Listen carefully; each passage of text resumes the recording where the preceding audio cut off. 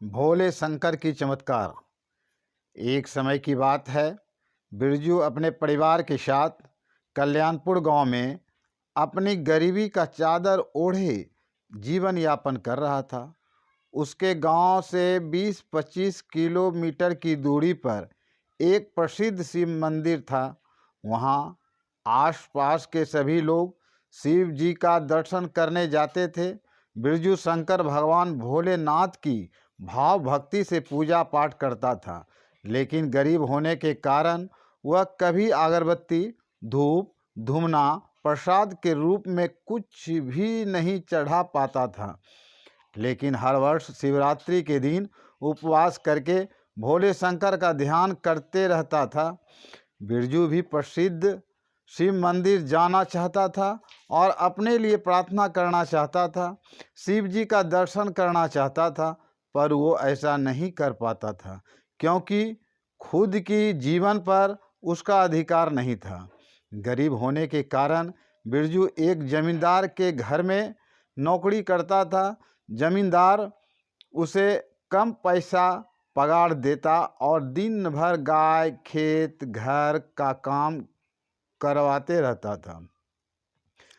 जमींदार के कामों से कभी बिरजू को फुर्सत नहीं मिलता था। काम करते करते बिरजू भोलेनाथ का ध्यान करते रहता था। उसे इतना भी टाइम नहीं मिलता था कि पास के शिव मंदिर में जाकर एक लोटा जल भगवान शिव जी को अर्पण कर सके। लेकिन उसे शिव मंदिर जाने का बहुत लालसा था। वो हर हाल में प्रसिद्ध शिव मंदिर जाकर शिव जी का दर्शन करना चाहता था। यह बात जमींदार को भी बिरजू बोल रखा था। एक दिन बिरजू ने जमींदार से बहुत हिम्मत करके प्रार्थना की, मालिक, मैं शिव जी का दर्शन करना चाहता हूँ। एक दिन के लिए मुझे जाने दीजिए, मैं शिव जी का दर्शन कर वापस आ जाऊँगा। तो जमींदार ने बिरजू के बात को बीच में ही काटते हुए बोला, अभी बहुत काम है, और कोई ना कोई खास काम बिरजू के सामने रख देता। बिरजू चुपचाप जमींदार की बात मान लेता। पुनः 3-4 दिन बाद बिरजू ने शिव मंदिर जाने के लिए जमींदार से छुट्टी मांगी तो जमींदार ने आग बबला गुस्से से लाल होकर बिरजू को सबक सिखाने के लिए कहा, ठीक है, तुम शिव मंदिर जाना चाहते हो तो जाओ, लेकिन आज तुम्हें 30 एकड़ जमीन जोतना होगा। अगर नहीं जोत सके तो कभी भी मंदिर जाने की बात मुझसे नहीं करना। जमींदार यह बात कहकर वहां से चला गया। जमींदार जानता था ये संभव नहीं है। बिरजू हर बैल ले जाकर जमीन जोतना शुरू कर देता है।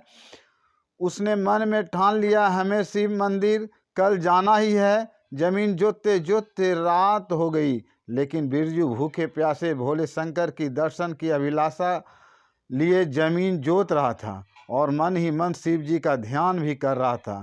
तभी भोले शंकर ने बिरजू को दर्शन दिया और बोले, मैं तुम्हारी भक्ति से पूर्ण रूपेण प्रसन्न हूँ, मांगो क्या वर मांगते हो। तब बिरजू ने भोलेनाथ से कहा, आपके भक्ति में मुझे कोई बाधा न हो। भोलेनाथ एवं अस्तु कहकर अंतर्ध्यान हो गए।